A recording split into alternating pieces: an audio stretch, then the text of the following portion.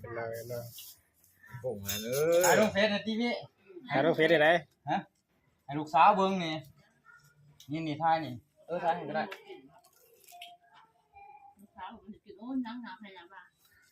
หยาผมเป็นมันเป็นปีแล้วปีปลาย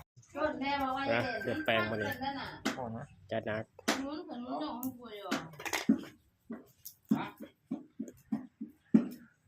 อยู่เพื่อนดิ มาเฮ้ย ทางงู หายแล้ววันนี้อ่ะก็เดี๋ยว ห บ มู อก อยู่ใส่เฮ็ดหมูอยู่ใส่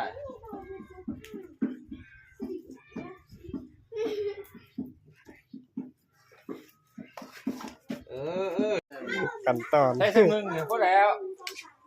พ่อ มึงอ่านเบิ่งนี่ว่ามันหยังรสดีมีเข้ม เราคิดว่าเราเก็บ ดูน่าเกินดู พี่น้องขั้นตอนเฮ็ดเกิดกะ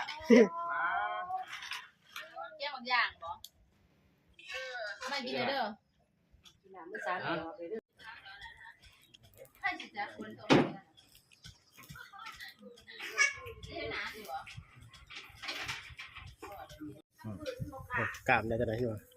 จนมาโต แต่ว่าคันกูไปเฮ็ดนี่กูว่าเบิดเฟซอยู่3-4ตู้นี่ โอ้ตายแล้ววันนั้นจะบอกโอ้มันเหี่ยมันเหี่ย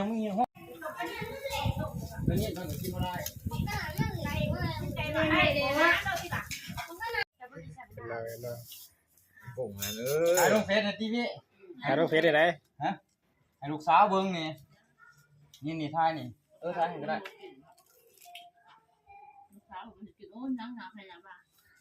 หยาผมเป็นมันเป็นปีแล้วปีปลาย